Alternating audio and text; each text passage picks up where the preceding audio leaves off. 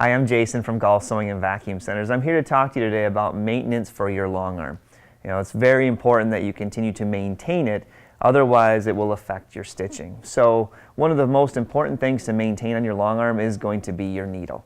So making sure that you change the needle. Now when you talk about changing a needle, you have to understand the parts of a needle. So we'll take just a minute to explain that for you, and you may be aware of some of these, but with the needle you have a groove that runs the length of the front of the needle, and on the back side you have a scarf.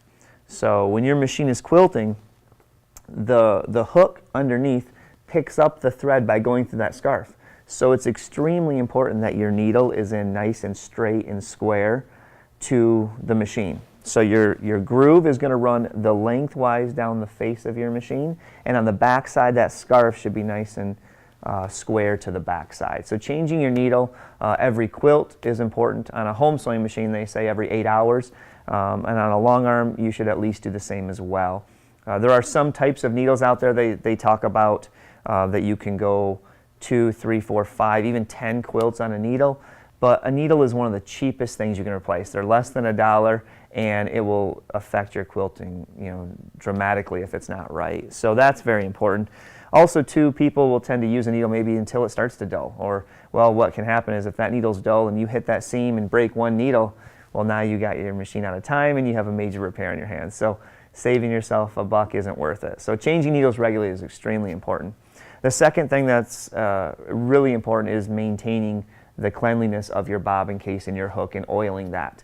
So underneath the machine you want to make sure that when you pull your bobbin case out to change the bobbin, you should brush out. We have a lint brush that is looks almost like a paintbrush, and so it's very long. Get in there and sweep a majority of it out.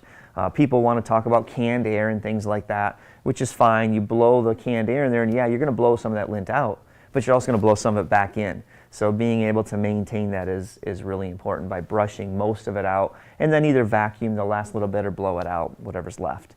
But then once you do that, you want to make sure that you oil that hook. Every bobbin, every other bobbin at least, you want to put 1 drop of oil on the hook. So where do you put that drop of oil?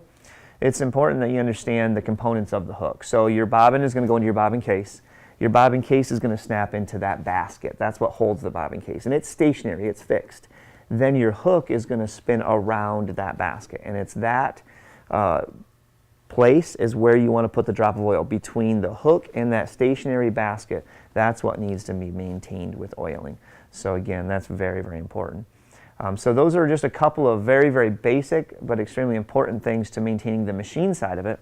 Now there's one other thing maintenance-wise that's very important to maintain, and that's with the frame, and that's your wheels. So making sure that your machine's wheels, your carriage, if you have a home machine on a carriage, the front to back movement and the side to side movement. So all of those wheels and the tracks you need to make sure that are very, very clean and well maintained, because it's amazing, one little piece of thread you bump up against and it hesitates, and that can show on your quilt. So making sure that you clean those regularly. So those were just a few of the most important tips for maintaining your long arm. Again, any questions, call us at Gall Sewing and Vac or see us at gallsewingvac.com.